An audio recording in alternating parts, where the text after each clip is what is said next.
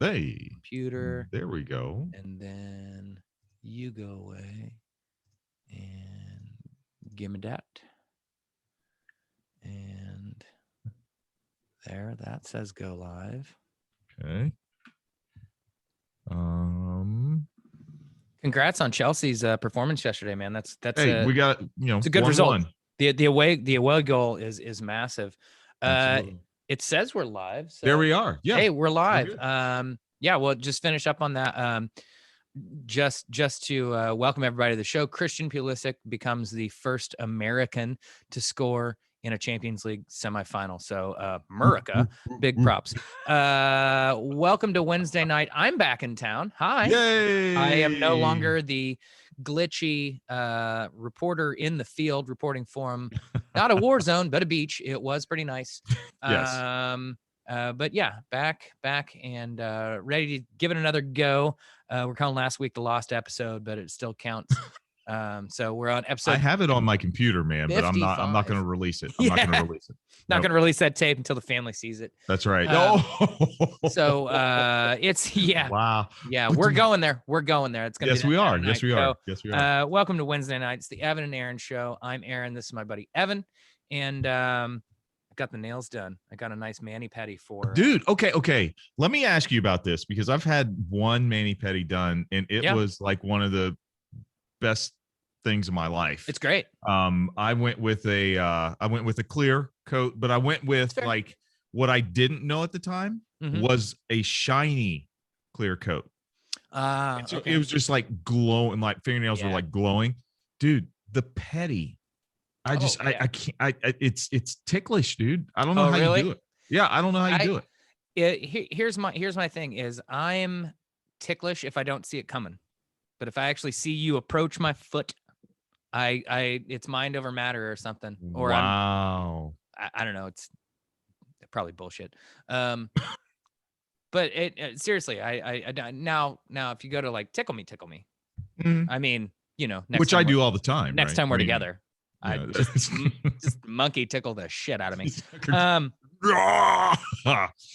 So, what sucks about last week, aside from that, not everybody got to see me glowing in the sunshine with my lovely Panama hat on, was that, it was fresh in mind. The way the news cycle works and everything was fresh in mind. And I think a lot of people had some passionate thoughts about the verdict in the Derek Chauvin trial. And I tried a couple times to get my point across, and I'll do it right away. So I can let you get to what got interrupted multiple times. And my feelings on it were that it was obviously uh, what we all saw to be a correct decision, and that it was a little bit of cause for celebration is not the right word, but a little bit of belief in that. All right, people do see the wrongs going on, and that there is some accountability. But this almost seems like the exception that proves the rule. Mhm. And I think what went a very, very long way was police testimony, police testifying against other police, saying this is not what we were trained to do. That this, the paramedics on the scene saying this is not what they should have done in this situation. Um, that I think went a long way. And I think that says a lot right up front, that until we see this happening, and you're not going to expect to see people rolling over, on a regular basis just yet.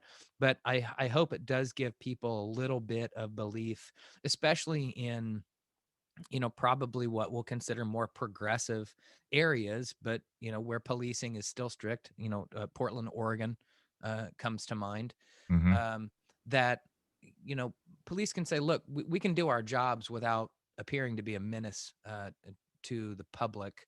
um, and all too often it comes across as that. And I've written down a couple things that I want to get to with regard to that. but that's what I had to say about it. And I felt like I said it multiple times and probably nobody really heard it last week just because of how things came through, and that sucked. Yeah. But more importantly, I really want to get your thoughts on this because I felt like it got interrupted a bit. So give me your take, man. Yeah, man. And I had a moment at the end there to share with everyone, but Io, you man, I swear we're not reading from the same notes, but Io's right. At least that's how I feel. Your analysis, Aaron, of saying, hey, this is the exception to the rule is absolutely spot on. I think that let me just say this is that I cannot speak for, as much as I've tried to in the past and things like that. I can't speak for all Black folks. I missed the meeting last month, so I have to repay the man dues. is getting his master's degree. Saying he has a right. Whoa. No. Oh, doctorate. Thank you very much. I worked hard for that bullshit. Anyway, my bad. Folks, you're going to be inviting a doctor to the picnic. So I'm just, and I can tell you, he can do the wobble. And there better not be any raisins. But anyway, no, Karen, no. I think the big thing is this: is that I have for most of my life conditioned myself to be very, very critical of. And I'm going to make a confession. I've been very, very critical of white people in general. I can be friends and I can talk nice, but there's always something in the back of my head that is constantly saying, I don't know.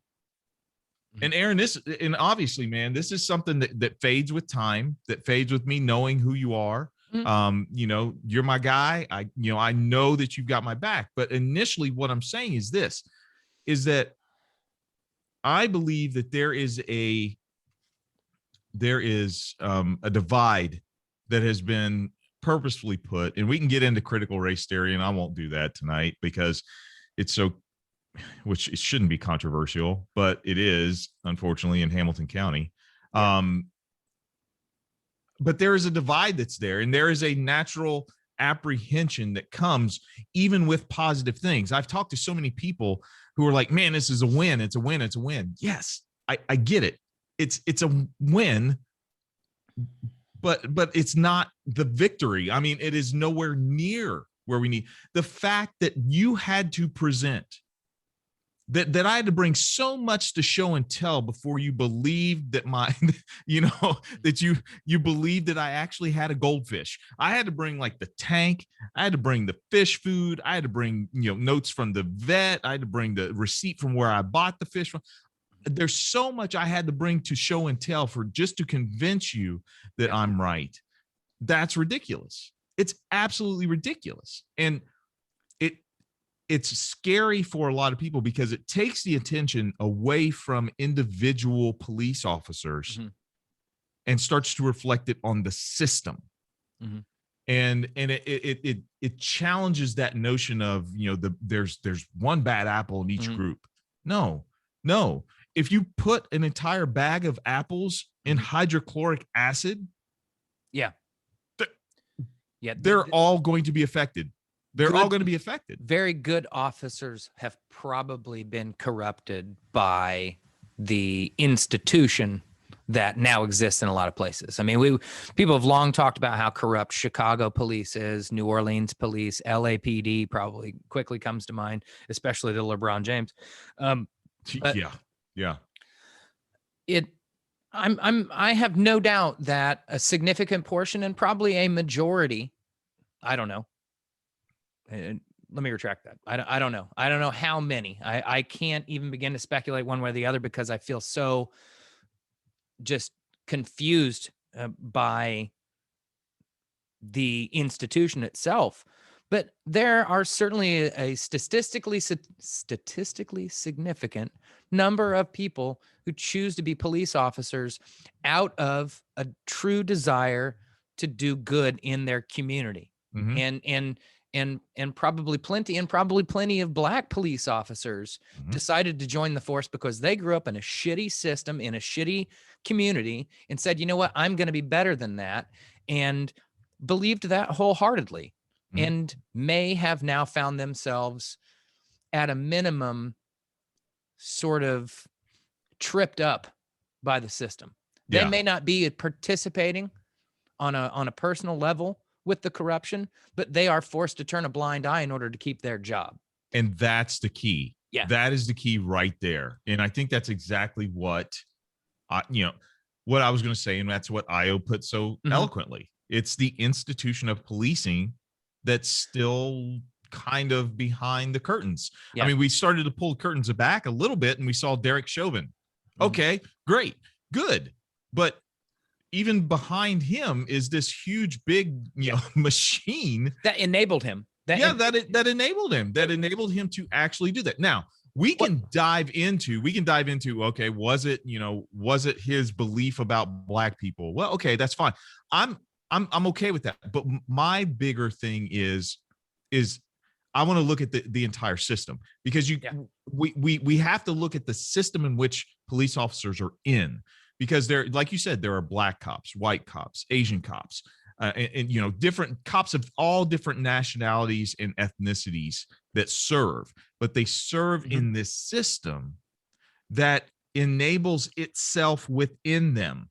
It turns their intentions to serve the community into the reality that they actually serve the system.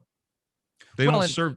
That's just my opinion. No, you're absolutely right. And you said something, I think a few weeks back, and you basically said America was created as an economy. It's an intentional economy.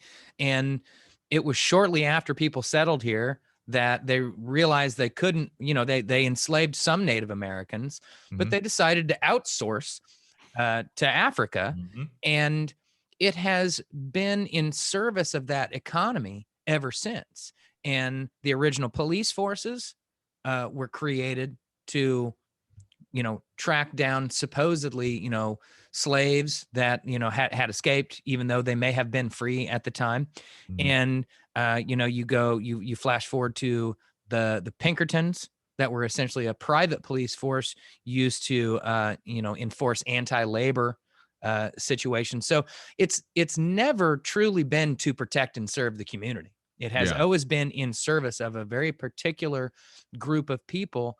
And you flash forward decade by decade, and that's what you've got here.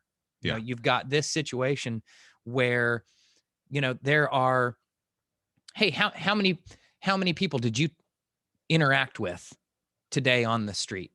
How many encounters did you have? How many stops did you have? How many tickets are you issuing? And then the prosecutor's office gets, hey, how many cases are we closing? How many charges are we levying? All this stuff. And it's in pursuit of an economy. And that economy incarcerates, and then it turns around, and there's money to be made off the incarceration, private prisons in this country. It's a gigantic institution that all feeds into itself. And the struggle I have is that I don't believe modern society can exist without some form of law enforcement, whatever form that may take.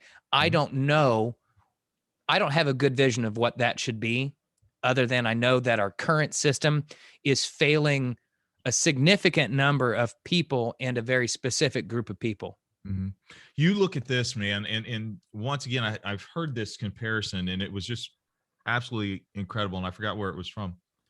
But when you look at the establishment of this country, you see Black bodies being used to work, but you rarely saw during the time of slavery just the outright blatant just murder of African Americans. Why? Because number one, it's not very, it's not fiscally responsible for the slave owner to kill a slave. Why would he do that? So you dehumanize a slave, just like, look at it like a cat, look at them like they're cattle. But still, a rancher wouldn't go out, and if a bull is being rambunctious or whatever, he wouldn't go out and be like, okay, bam, like this. No, he wouldn't do that. But after slavery, all of a sudden, you really don't value Black bodies anymore because they don't bring value to you. Mhm. And so you see a slow evolution, well, probably a fast evolution of moving from the mindset of saying, you know what? No, I'm going to beat you into submission, but I'm not going to kill you because I still need you to work, to, well, now I can't enslave you. So, you know what? I'm just going to terrorize you, and I'll terrorize you to the point to where I'll make sure you understand who's in charge, which means if I got to kill some of you, I will. You can see that progression of thought, Mhm. man. And this progression of thought, in my opinion, has never, ever recovered fully in this country. And we see it today. We see where black bodies, specifically black bodies, are not respected. They are not respected, man, because you can see it in healthcare. Mhm. You can see it in education. You can see it in law. Well, you can see it in the criminal justice system because, or no, one of my students was so awesome. She said, I don't call it the criminal justice system, I call it the mass incarceration system, which I'm like, yes. Mhm. But you can see it in all these systems, Aaron. And the fact is, it all points to this switch in philosophy whenever it comes to black bodies. Well, That's what's happening. you look, we live in America, so we can even look at it from sort of first world problems and how it still manifests. I don't have a whole lot of sympathy for LeBron James.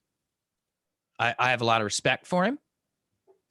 I think he's a tremendous athlete, and I Won give us our championship, man. Leave I him give a alone. shit ton of credit to him for being an outspoken black athlete in the modern era.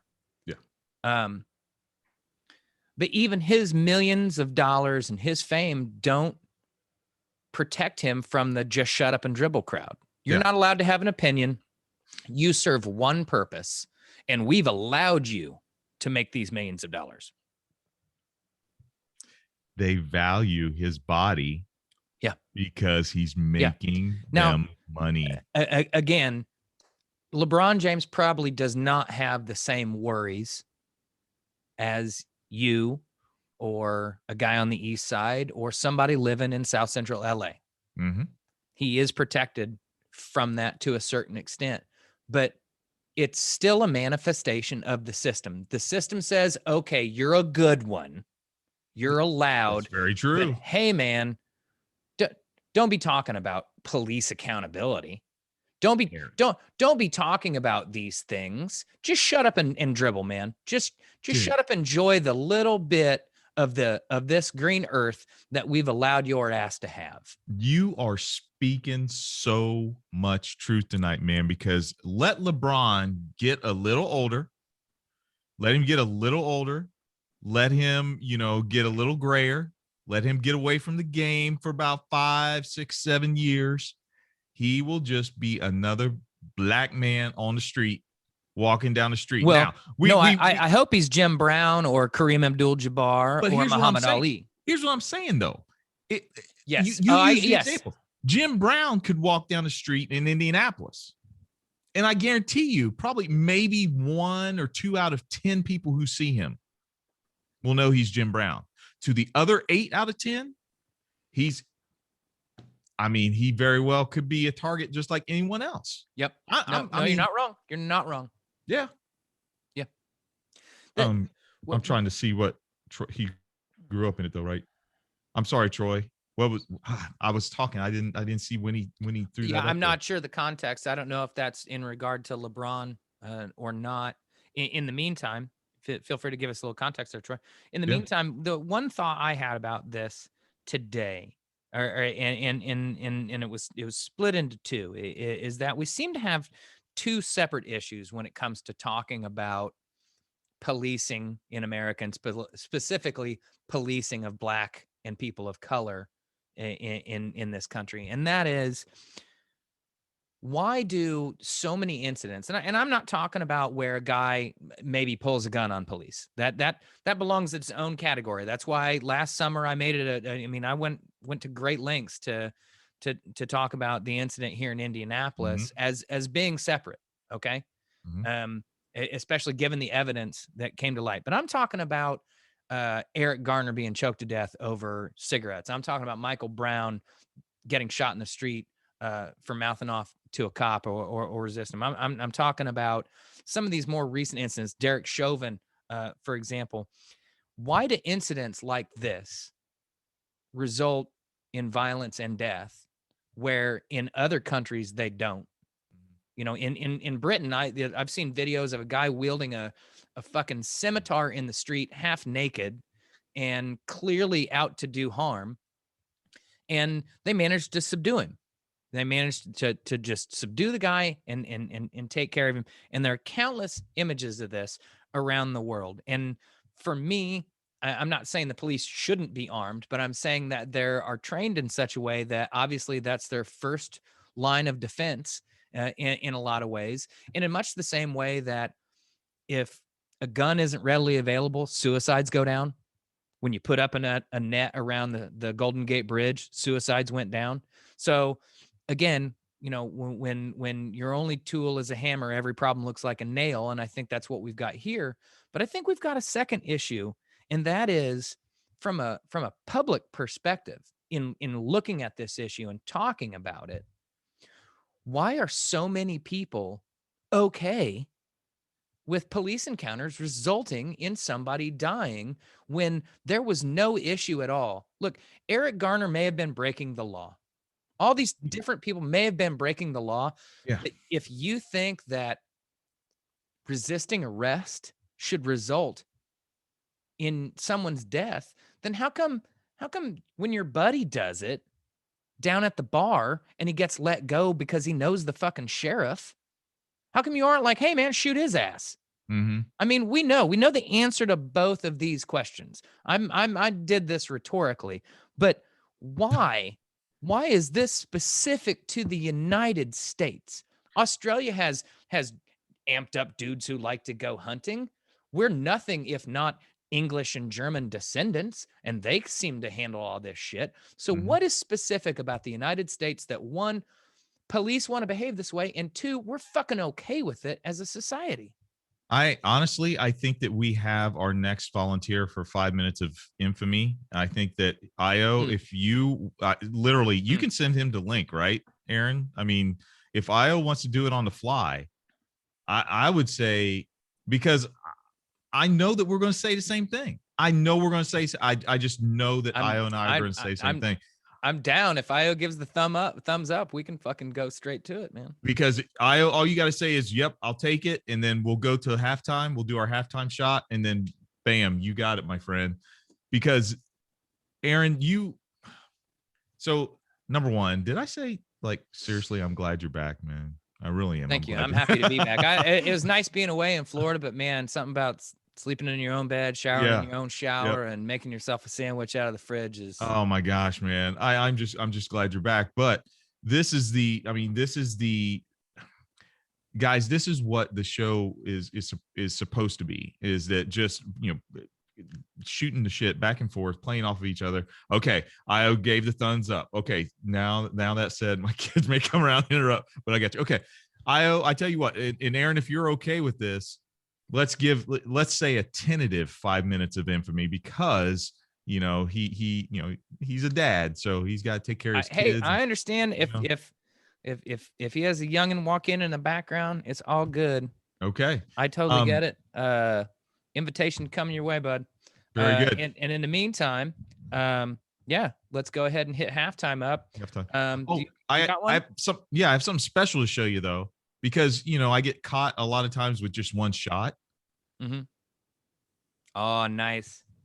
See, I'm trying to be. We had leftovers from the trip, so I just brought the bottle. Well, there you go, man. As far as a halftime shot, I want to. Man, I really don't know. Be honest with you, I don't know. You know what? I'm going to say Malcolm Jenkins, and to Colin Kaepernick, man. Those two guys. Man, they stepped up when they didn't have to. So, and also just got a text.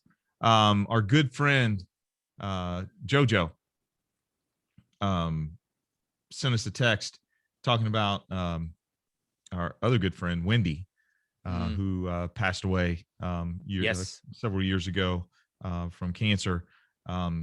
we're trying to get they're trying to get ideas for fundraising, taking a poll on Facebook, I imagine. So, I'm all for that. There's a bar crawl, bowling tournament, golf scramble, cornhole tournament, whatever you guys think would be great to honor Wendy Hudson. Yeah, absolutely. Guys, she was fabulous, and she was, and it's a great cause, and everybody gets together, and it's some good laughing and crying, as it should be, when you gather to remember somebody. And Evan gave a great was that last year or the year before? Were we able to do it last year? Not last year, but the year before. Yeah, man. you gave a great speech. Great speech talking about it, and she's wonderful, and she'll be missed. And I want to add on to my new niece and nephew. She's been my niece, but my new nephew. And their beautiful family. It was a wonderful time. I'm sure the pictures will be up on Facebook for everybody to see. Seriously, they're just so pretty. And awesome. I'm just so happy for them. It's a wonderful family, and bless them. And Sláinte. Sláinte. Have mercy. All right, Io, you've been sent the link. I would imagine he's vigorously downloading Zoom right now. In the meantime, we can run through a couple things real quick, because let's do it. It's all good. So Joe Biden has made it to 100 days. And my verdict is one thumbs up and one thumb's kind of sideways toward the top. I think given what he was handed and what he has promised to do, he's done a pretty good job. His focus has been where it needs to be. If he can land even 2 out of these 3 packages, I think it would be a very, very good thing. And I think I follow Robert Reich on Twitter, and he said something awesome a couple weeks back. And he's like, look, if the Republicans are going to oppose an infrastructure plan, regardless of what the Democrats put forth, then shoot for the moon. Go Green New Deal right now. Just absolutely say we're going for everything. And it kind of sounds like he is. He's got 3 different packages totaling $6 trillion. And everybody who says, oh, I'm going to pay for it, I don't give a fuck. It's like, seriously, so what? I don't care. Rob Peter to pay Paul right now. I don't give a shit. If light rail in Indianapolis and the surrounding areas, baby. If we did not invest, look, everybody, conservatives always say, oh, you got to run the country like a government. Well, something that business people always say is you got to spend money to make money. Well, guess what? It's time to spend the money. Okay. And we'd have more if we didn't give a fucking $1 trillion bailout to a whole bunch of bitch ass rich motherfuckers 4 years ago. Whoa. Wait. Let me hear it, Jerry. Show me the money. Well, yeah, I guess. I think that has finally put paid to trickle down economics and the fact that there's anything sort of a benevolent CEO. There might be a few, but we heard about trickle down. We heard about bonuses and raises and shit like that, and upgrades and infrastructure in companies, and it didn't happen. We saw stock buybacks, we saw CEO buyouts, we saw board buyouts. Basically, greedy people are going to be greedy people, and you really can't count on them to be anything else. So this whole notion of going about it that way, screw it. I don't. At this point, who's coming calling on our debt? Huh? China wants things as they are. They don't give a shit. No. Nope. And we're not calling on the debt from the Axis powers from World War II. So I'm not worried. I'm not too terribly worried about that. With interest. I think the fact that we helped rebuild Germany and now they're one of the strongest economies in the world, and they help us and we help them. That's how you do it. So maybe we all just recognize that this, Ponzi scheme that the Republicans have been running for about 40 years is some bullshit, and say, let's take these trillions of dollars and put them where they belong. Let's fuck fighting in Afghanistan. All right. Sorry. Look, if it comes back around to bite us, then so be it. That's how the world works. But we've been propping up this place for a long time. They don't want us there. We don't want to be there. Yeah. So unless the Russians decide to show back up, I just don't care. All right. That was.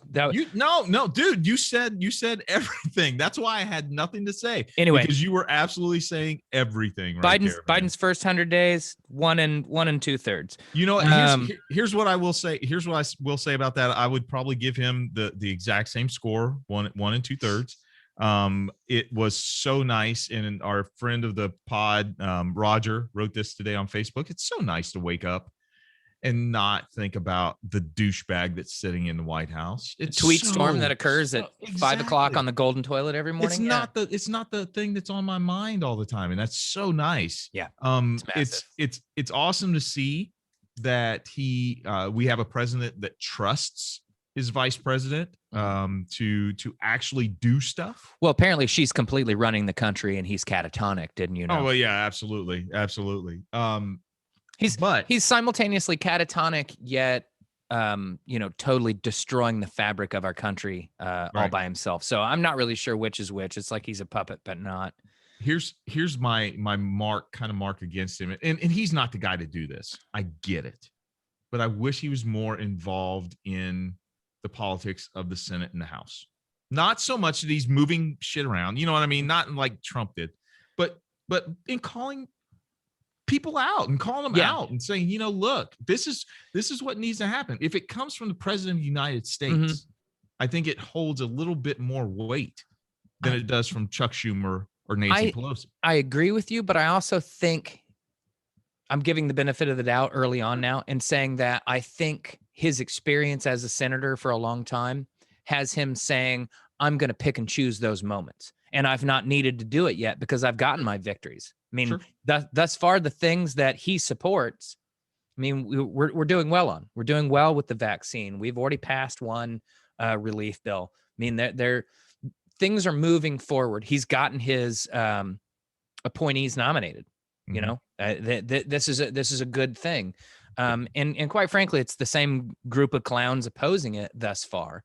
So his policies are largely popular, if you will, as in the sense of the public thinks they're doing good. I'm going to tell you something though, man. Something's not sitting well with me.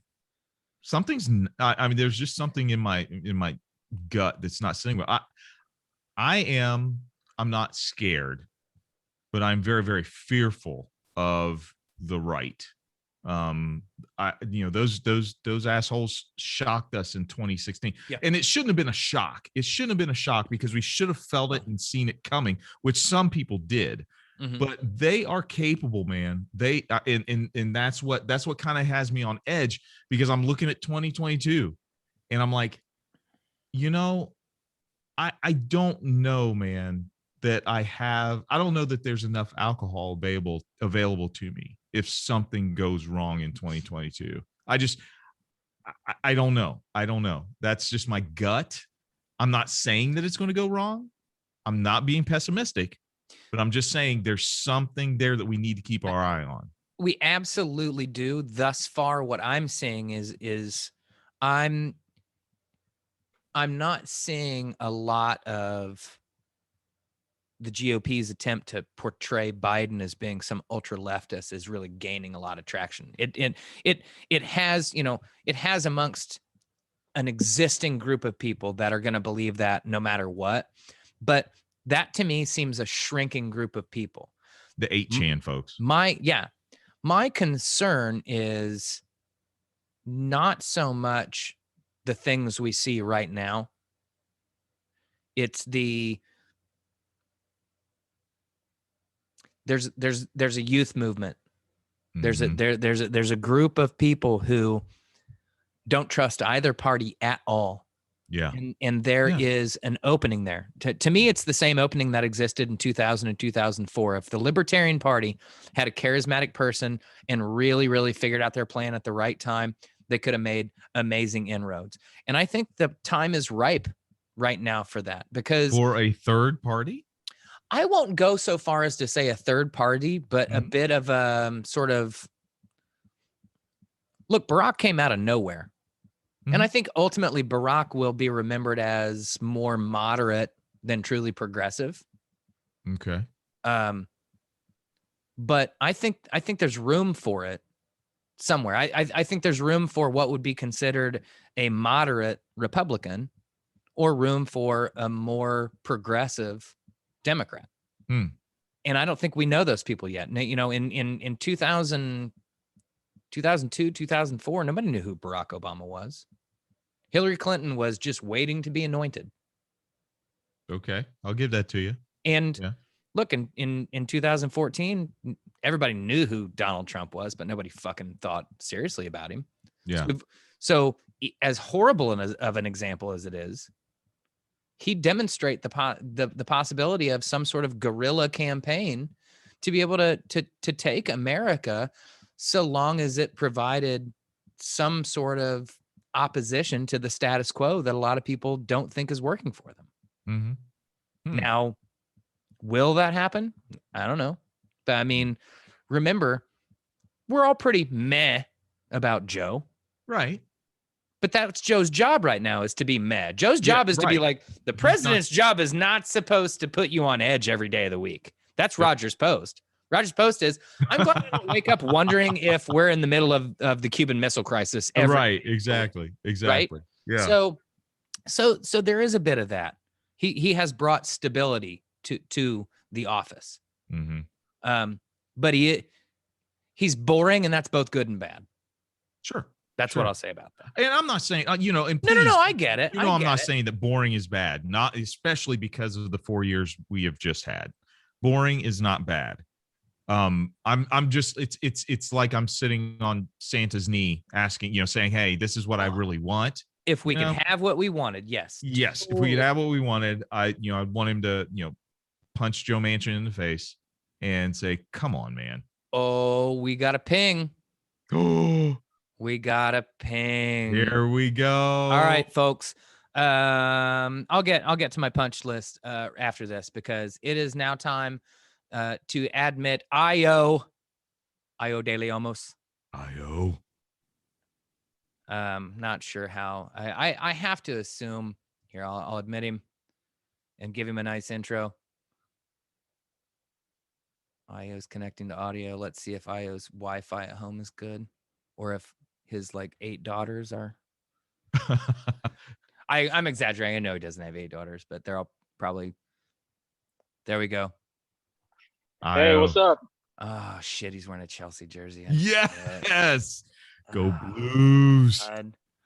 Whatever. All right. So, all right. No. I love this man. He's awesome. And this I know we're about to get some hot fire from our man Io, because not that expectation's too high, man. No. I love talking to this cat, whether it's about soccer or whether it's about these social issues, and getting a great perspective that I mean, there's no way I could possibly come up with this myself. I could pretend, to have these thoughts. But everybody's, everybody's perspective is different. So here's a man who's come over from the cradle of civilization to Indianapolis, Indiana, for some reason. I think we're all. Wait. Fishers, Indiana, on top of that. It was a girl. All right. It's always a girl. So without further ado, everybody, Io's going to drop some fucking knowledge on us, and pay attention. So here we go, brother. 5 minutes of infamy.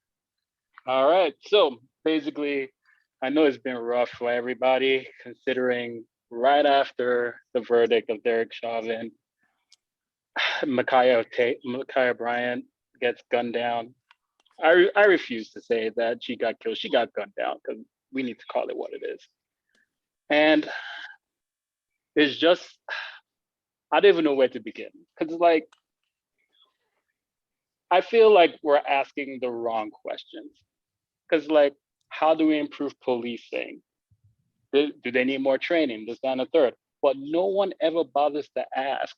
So in Nigeria, there's a saying, they always say prevention is better than cure.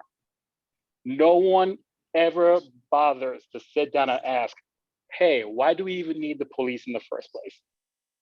Now, you may not agree with that question. I get it. I totally understand it. Definitely get it. But if we want to reduce these things, we kind of have to address the issues of like, why are people committing crimes in the first place? And I feel, and it's infuriating because I feel like no one really wants to tackle that question seriously. Now, is it an easy question to tackle? God, no. Not in the slightest. But that question needs to be asked. Now, when it comes to the issue of like, why does this happen in America as opposed to everywhere else in the world? I think we all know the answer to the question, and the people who don't want to answer that question truthfully are not being honest with themselves. Like, we just need to call it what it is. Like, America doesn't care about Black people. Like, let's just call it what it is. Like, I'm really tired of beating around the bush. Like, well, this, that, and that. I'm like, no. Like, they're okay with it because a lot of people think Black people are inherently criminal. Let's just call it what it is. Like, this has happened for like forever. So this idea that like, you know, and Bomani Jones always says this because I always bring this up. What does he say about white privilege? White privilege is getting the benefit of the doubt every single time. And Black people never get the benefit of the doubt ever when it comes to the police. That's why you always see, oh, he had a gun, he had this, that, and the third. Granted, if it's a white person, it's like, oh, he was sick, he needed mental health. I mean, that's a whole different discussion by itself, considering the fact that they keep bringing up mental illness, but don't do a damn thing about the institutional mental health. But that's its whole different conversation. And quite frankly, if people want this to stop, this is not going to be on Black people. Because unless enough white people say enough is enough, and not just like, oh, the police need to stop wilding. If they, like an actual serious push. Like, honestly, I've gotten to a point, like, unless like videos come out of like white people just being gunned down for the police for no reason, any real change is not going to happen. And I hate to be that pessimistic, but I've lived in America for what? This would be year 17 now officially, even though I was born here. And everything tells me like, unless a huge majority of white people think it's a problem, nothing's really going to change. So until that happens, until people want to ask the big questions, and until white people actually like come together and decide that enough is enough, I have no reason to be optimistic, to be quite frank. So you got 1 minute. You got 1 minute, brother. Man, I'm kind of disappointed because I figured my first 5 minutes would be me talking about how Hoosiers is the most overrated movie of all time. But it's Rudy. Don't get caught watching the paint dry, boys. It's both of them. But to close out, I know people are very hesitant on this idea of defunding the police. And I just want to say to those people real quick, part of the reason why I'm for it is because we always say like we're divided, but we need to bring people together. Part of bringing people together is giving people the benefit of the doubt. And I feel like that movie is like, how can we address people's needs so they're not criminalized? That's giving people the benefit of the doubt. So if you're not for defunding the police, I get it. I totally get it. But I feel like if we're actually serious about bringing people together, then we have to give people the benefit of the doubt and start addressing their needs, like their basic needs. So I'll just end it there. Wow. Awesome, man. Appreciate it. Thank y'all. Thank y'all for having me. Appreciate y'all. Killed it. Yeah, man. Killed it. Awesome. I can't wait, man, till we can hang out in person, man. It's gonna be It's coming. Yes.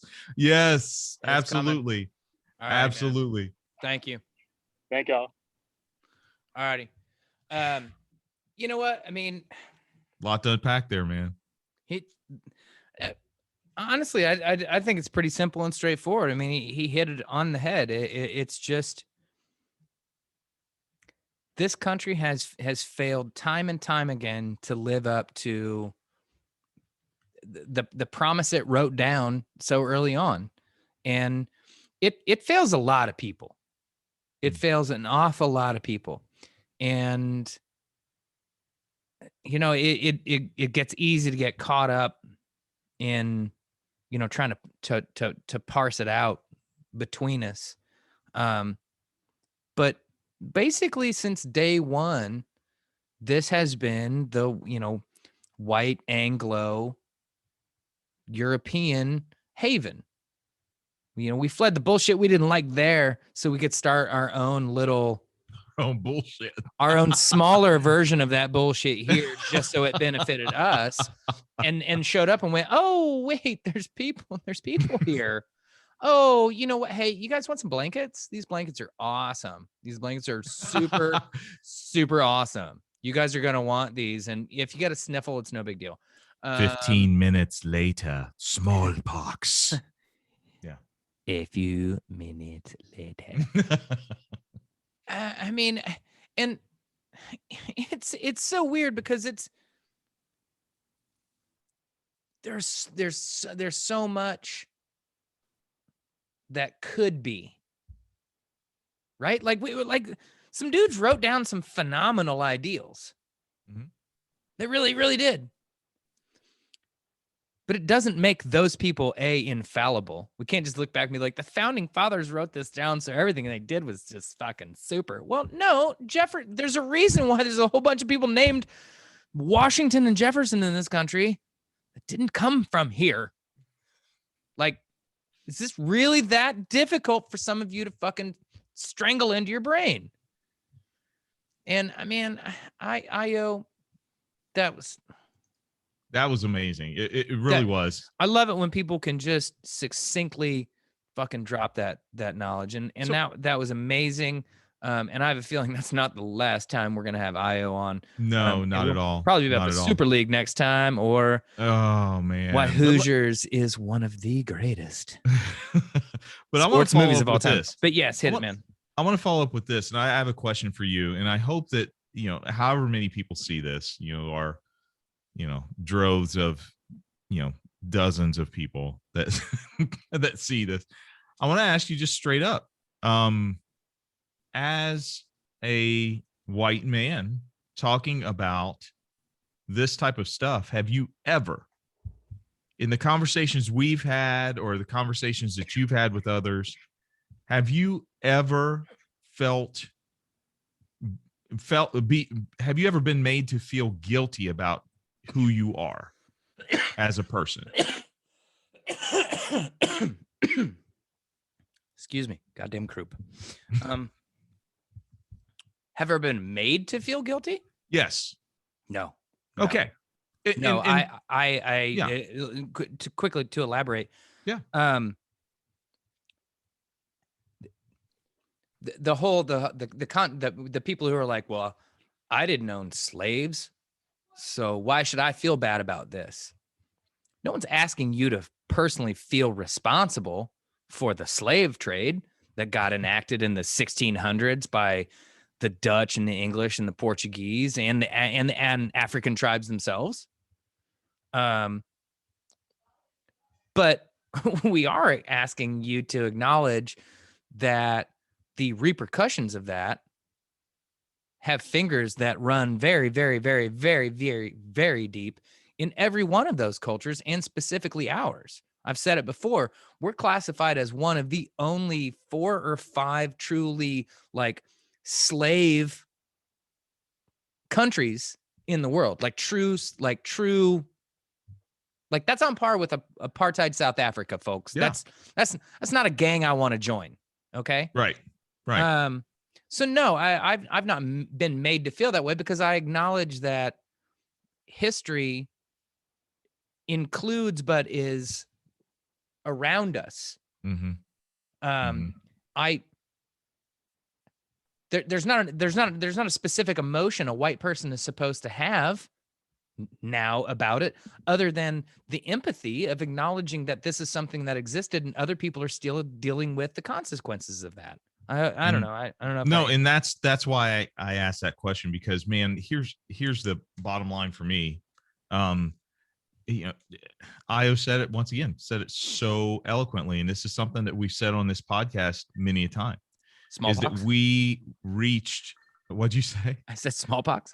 Smallpox. Shout out to Elon Musk with his apartheid daddy. Wow. See, that's why Io's awesome. Anyway, but we've said it before, and it is simply this, that we, during this past summer, it felt different. Mhm.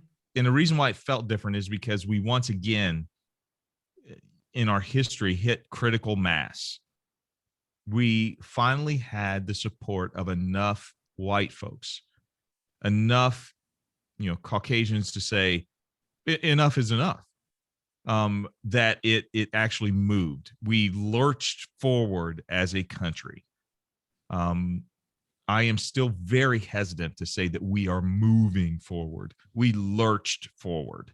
In 1963 and 64, we lurched forward, with the Civil Rights Act and the Voting Act, or yeah. And so we lurched forward. I don't think this country knows what it feels like to move forward when we talk about race relations in America. I'm not sure we know what forward momentum, that movement, really feels like. I think we have periods of lurching forward, but I don't think we've really sustained that movement. With this verdict, could it possibly be that we are moving, that we're actually moving a little bit? I don't know. I question whether, excuse me, everybody. I question whether history really truly moves any other way, though, because for every progressive step you would look back on in the history of the world, there was an opposition. There was a group to be overcome. So I think lurching forward is the natural order of things. You fight and fight and fight against a group of people who, let's face it, from day one in history, humanity has basically been in opposition. And I don't know why that is. I mean, that's the history we're taught. We were taught that in the Abrahamic religions, right? Mm-hmm. These brothers hate each other, and the offspring of these brothers hate each other, and we believe in these different things, and therefore violence is acceptable, rather than a true state of community of, you know what, even if we don't necessarily agree, my best strengths and your best strengths and minimizing our weaknesses sort of builds us all up. But we've never been able to see past differences. I mean, that goes, and I guess if I want to be a dick, I'd say, hey, Christians, this is God in the Tower of Babel saying, I will separate all of you people because you're getting too close to me. How dare you? Yeah. No. And apparently dude, I just remembered a little bit of Sunday Bible school. I am so impressed with you right now. And you know what that has done? It's inspired me to move to my favorite part of our podcast, my friend. It is the Hey Aaron, and fingernails are looking quite fabulous, my friend. You should see my toes; they match. I did see. Beachy toes. No, Beachy toes. That's right. We saw them on. Seriously, dude, mani pedi is so awesome. I don't. You don't have to get your nails done. I trust me. Coming back from Florida through Alabama, Tennessee, and Kentucky, and Indiana. You got looks like if you and I were driving together. I got long hair, earrings, and matching nails. Oh my gosh. At man. me. Yes, exactly. So anyway, here's the Hey Aaron segment. Tonight, my friend, these are just questions to contemplate. Ooh, I love it. Questions to contemplate. And these are fun. Let me prep for it. Some of them are fun. Some of them are like, I'd rather do this. It's either a combination of just contemplation or would you rather. Okay. All right. So you guys, I was loved would you rather in college. I know. Yeah. Anyway, you guys out there are more than welcome to participate too. But here we go, Aaron. Question number 1. What would Ray Lewis have to say to you for you to slap the shit out of him? Now, for those of you who I didn't murder that person. What's that? I didn't murder that person. Wait. Oh, that was Ray Caruth, man. I thought. Oh well. Wait a minute. No, it was. No. Okay. It might have been Ray. But for those who don't know, who Ray Caruth. Yeah, you remember Ray Caruth from the Panthers, dude? Like, did the thing like. Yeah, but Ray Lewis murdered somebody in his Hummer. Supposedly. I mean, Look, man. I might not slap him for that. That seems like a bad idea since he murdered a motherfucker. Well, that's what I'm saying. Okay, so what would he have to say? For those of you who don't know who Ray Lewis is, Ray Lewis, not all American. Oh my God. Super Bowl All Pro. He's badass. Yeah, he's all a pro badass Super Bowl linebacker for the Baltimore Ravens. I hated him, still hate him because he should have been the Cleveland Brown. Ravens. Yes. Oh, whatever. Anyway, what would he have to say for you to slap the shit out of him? Man, my mom is watching the podcast and I just cursed. Mama, I'm Get sorry. Over it. Get over it. I'm sorry, Mama. Sorry, Mama. That's all right. She knows. I've done enough cussing for both of us. There you go. He's already said it. His stupid comment about Colin Kaepernick. I mean, come on, dude. You deserve a slap for that right there. I don't know how you got off for murdering somebody after you burned your clothes. No, you know what? Everybody just normally burns their clothes after a night out. That's totally normal. I guess, I went to a pig farm when I was a kid and you smelled like absolute ammonia. Afterward. Like I had to put it in a corner and shower for like days. And I was like, those clothes are terrible. And we threw them in the trash. So if you went to a pig farm, Ray Lewis, I suppose you would have to burn your clothes after a night out. But I'm pretty sure you went out to a nightclub and murdered a dude. So there you go. All right. Excellent. Okay. Number 2. Lionel Messi and Cristiano Ronaldo want to play 2-on-2 with you, Aaron Gordon, and someone else. Who are you choosing to be your teammate, past or present, my friend? Wait, so I'm confused. Who am I playing with if it's 2-on-2? You get to choose. You get to choose who's on your team. Lionel Messi, Cristiano Ronaldo. They're together. Oh, so like it could be against you or some rando. Yeah. Then they're like, hey, Aaron, Cristiano. We want to just play a friendly 2-on-2 with you. Cristiano. There's no such thing as a friendly to Cristiano Ronaldo. Time out. I get to Messi and Ronaldo are on the same team. They're saying to you. And I got to play against them? Yeah, it's a friendly, dude. It's a friendly. You get to choose whoever you want, past or present, to be on your team with you, just to play 2-on-2. Oh, you're asking me like a player. Yes. Zinedine Zidane. He's the greatest player of all time. He's better than both of those guys. Headbutt. It's sad that that's what most people know him for. I know. He's awesome, dude. But he's the most complete soccer player that I've ever seen. And he's as technically gifted as both of those guys. Yeah. He's just twice their size. I mean, the guy single-handedly drove the French national team to, World Cup victory. I mean, World Cup and Euro. Euro. Well, no, that's not true. Spain was the last team to do Euro and World Cup back to back, but right. France was before that. I still think that about 4-year period of France, that was maybe one that France era and late 60s, early 70s, the 1970 Brazil team. I think those are the 2 best national teams of all time. That's amazing. Io, it's time for you to weigh in. No. Hold on. Absolutely. What I do love about the N'Golo Kante, both of you guys know Mr. Wolfla. Yes. And our favorite game is if you could play 11v11, who would it be? And that's how you know Cristiano Ronaldo and Lionel Messi are not the 2 best players that's ever walked the planet. They're great at what they do. Sure. I love them. Absolutely love them. But best players. Oh, my dad said Pele. He would choose Pele. That's admirable. That he's a guy. No. I'm going to defend him on this. I'm going to defend him till the end on this. He's a guy who soccer is not his sport at all. Well, but I'm going to have to give it up to him that he knew who Pele was a more attacking player, but he did grow up in an era where you kind of had to be. He wasn't as specialized, but that Brazil team was also something really ridiculous. Oh man! But again, I mean, I just included him by saying that late 60s, early 70s team because that was the end of Pele's career. But he was, I mean,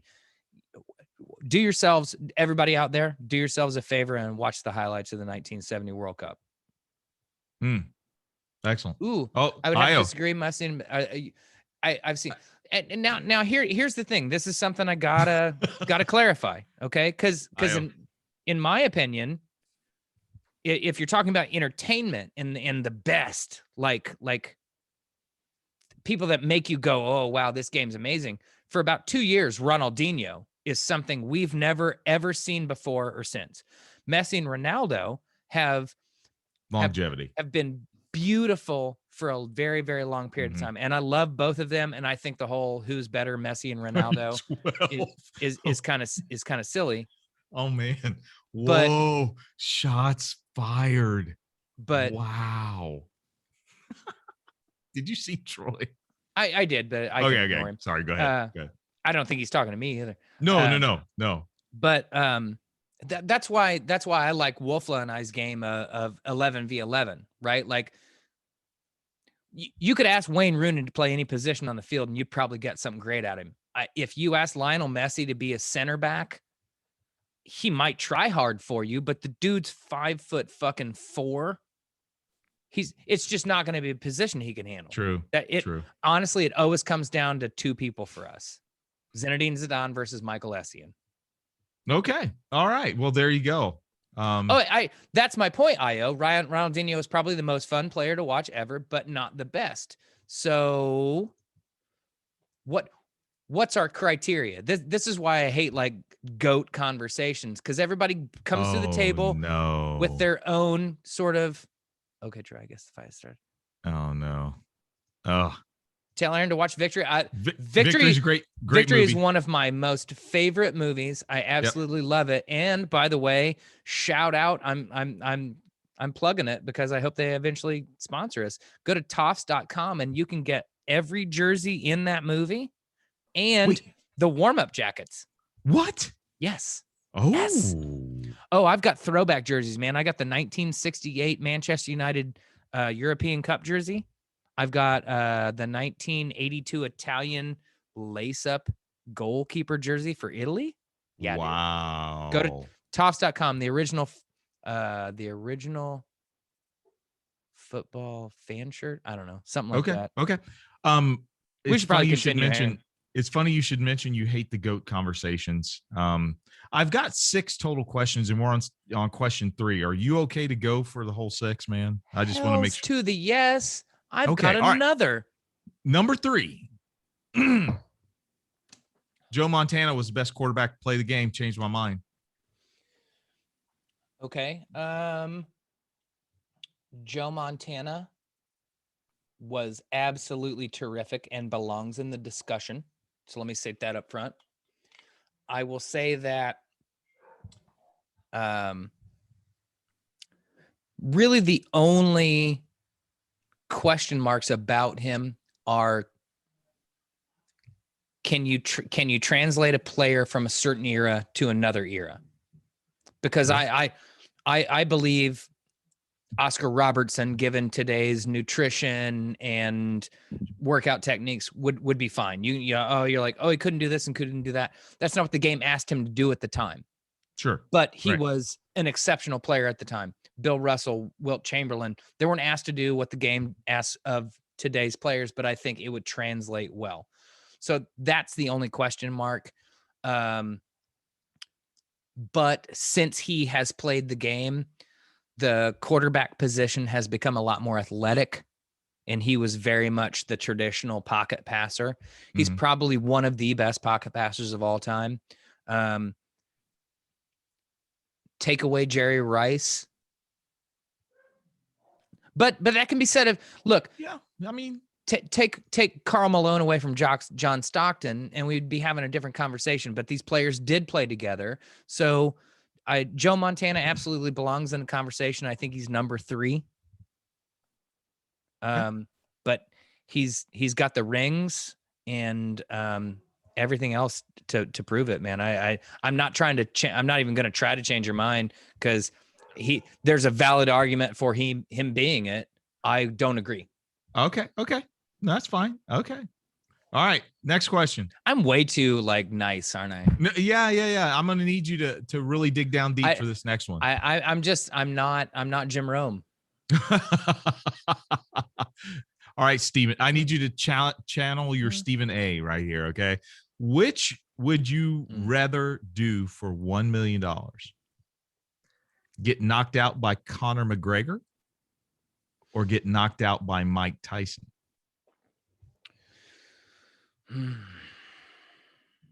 Probably Tyson. I think it's going to be cleaner. I think he's just going to absolutely hit me clean on the chin or on the temple and put me out. And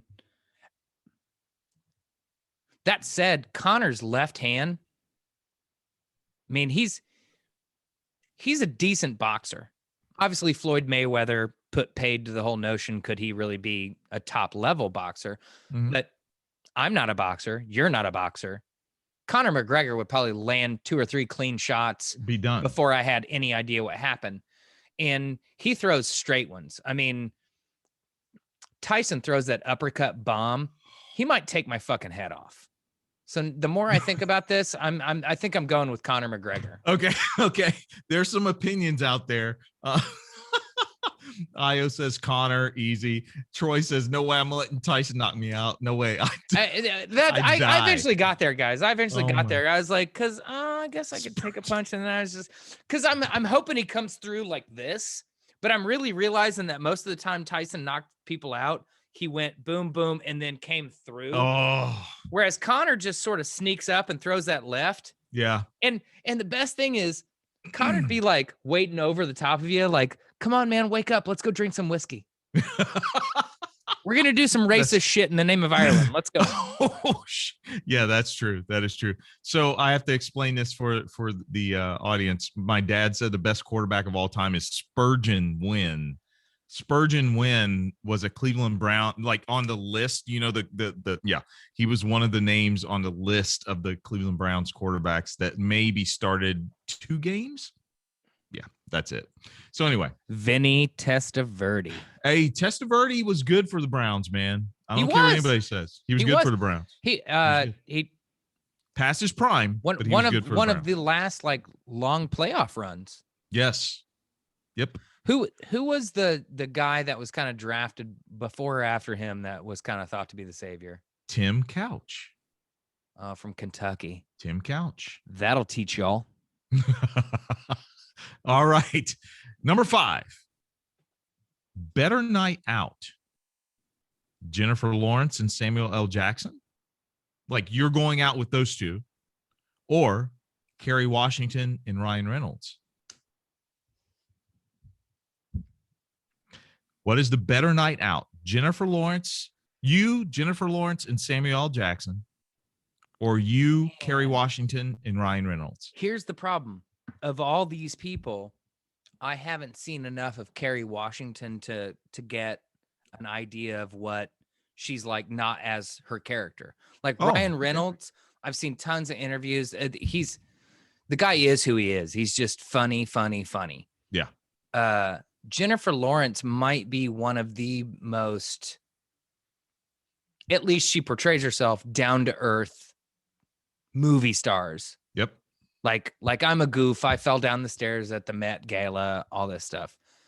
And you said Samuel L. Jackson. Samuel L. Jackson's story is amazing. I mean, here's a guy who did not start acting till late in his career, had a lot of, well, most of America would have probably written him off and said it's okay if you get shot by a cop. Yeah. And he has really, really done great things. And I've heard he's just, this is weird because your perception of celebrity. Yeah. Is dictated by certain things that you see.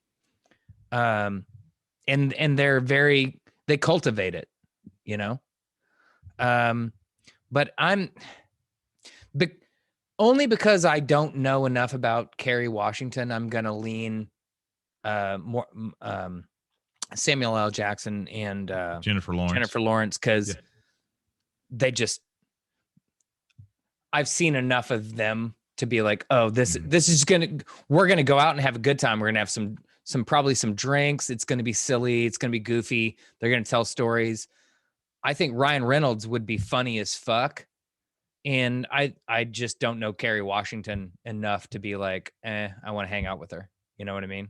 Sure. I think that what's interesting is Dad and I would choose Samuel L. Jackson. I think Dad would, Mom. I'm not sure about how well that would go over with you, but anyway. Well, she's leaving out Jennifer Lawrence. That's right. That's okay. Jennifer Lawrence and I, Dad and I would like Samuel L. Jackson, but Jennifer Lawrence is not allowed to come. I just want you to know that. No. Right. Exactly. So, all right. Last question. Better vacation.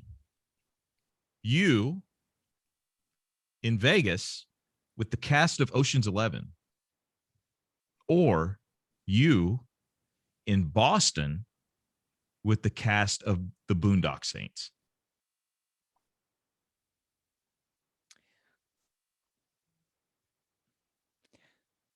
Okay, you've named two cities that I hate. Sorry, America. Suck, and I have no desire to go to. But the parameters of the question say, no question, Las Vegas. Okay. Now my question to you is this. Yes. Am I going to these cities with the real people? Am I going with George Clooney and Brad Pitt? I knew you were going to ask that. Or am I going with the characters? You're going with the characters. You're going to Boston with Connor and Murphy McManus. You're going to Vegas because I don't want to kill anyone.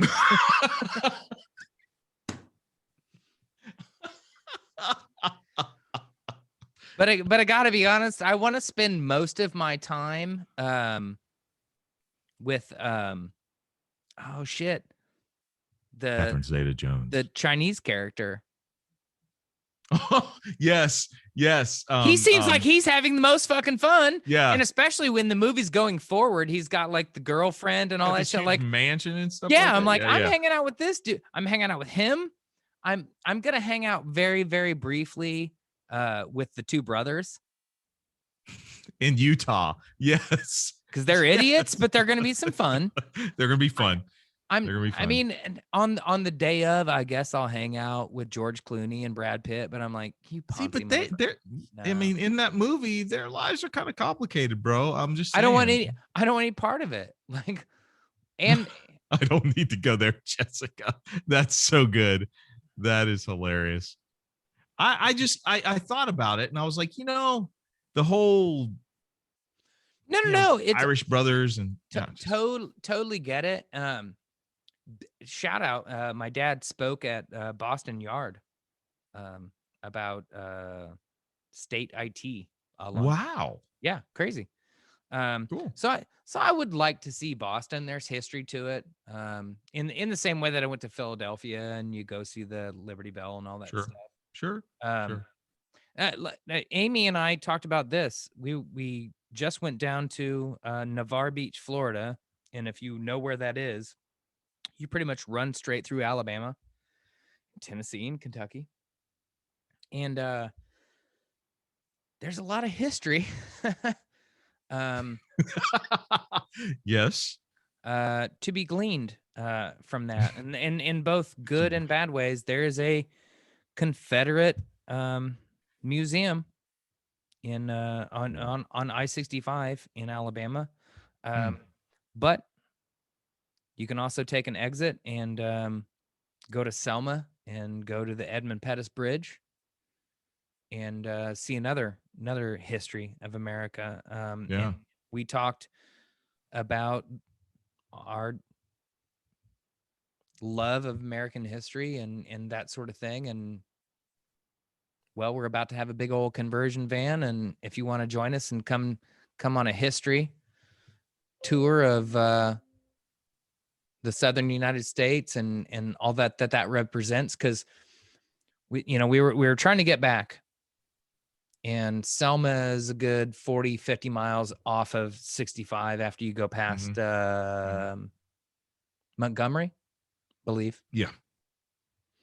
And when you realize that, and when you look back, that it was 1963, 64 of the bus boycott.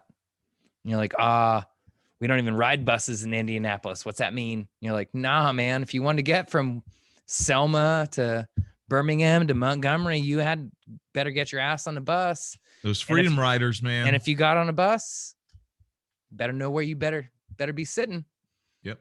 And that's, I think rather than seeing some fucking shitty plastic ass memorial to some stupid ass colonel that got his ass beat in some battle in the Civil War, it'd be a whole lot better to be talking about these people and seeing that kind of stuff. So I got hammered and stoned during this show. So this is where I am, and I'm going to need Evan to bail my ass out. I got you. Mom just was talking about Poke Patch, which is hi, Mom. Hi, Mom. Glad I could just... I was like, hi, Mom. Damn it. Yeah, Aaron was speaking for himself. So Poke Patch. Poke Patch is a place in Southern Ohio that was purchased. Yes, I've heard. For freed slaves. Yeah. Yeah. So, it's incredible history. I think we should all visit that shit.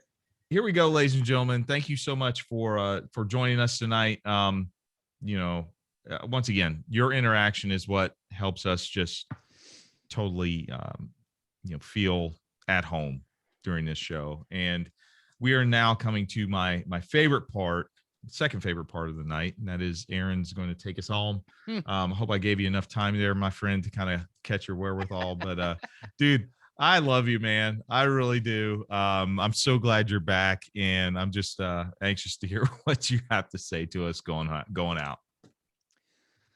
What I'm gonna say is it's awesome being back. It was weird being down in Florida because, man, talk about not giving a fuck as to whether people are wearing masks or doing anything about it. But you know what? Also, to be fair, you spend an awful lot of time. To be fair, you spend a lot of time outside. You really do. So, and with the recent CDC guidelines and stuff, look, it's tough. Everybody's got to make decisions. So I'm past making judgments on that. What I will say is, I get my second vax this week. We're all pretty close. Hang in there, folks. It's never going to be over. That we're going to deal with that. This is in the same way that we've figured out how to deal with a lot of diseases and move on as a society. This is a new one. We need to add it to the list. Yep. We're going to need to continue to worry about this, but we're also seeing a light at the end of the tunnel here. Mm-hmm. We're gonna have this remote show from CTF soon. Yes. That you and Io have not met blows me away, and this is just going to be awesome. It's going to be great. I feel like he's my long lost brother, man. On both of your behalf, I think it would be awesome if the two of you met for the first time watching Chelsea play in the Champions League final in about a month. I think that'd be fucking cool. I think if my team can't be in it, I want my friends to at least experience that joy. Next Wednesday's got to go our way, man. It's got to go our way. Just do what you did. Just do what you did this week. Just hold serve. Serve, man. everybody hang in there. We're so close. We are absolutely so close. I got to be honest. I've let my guard down a little bit. I'm so ready for it. I'm so ready to just be out there and ride bikes and hang out and do that thing. We're so close. But we're about to be there, and it's going to be fun. It's going to be awesome. Thank you all for tuning in again. We screwed the pooch last week because of technology, and this week we're back. Got it, man. I love being back with my buddy Evan, and cheers to you all for tuning in. Love it. Love it. Black people vote. Black people vote. Shots. Sláinte. Slanty. Ah.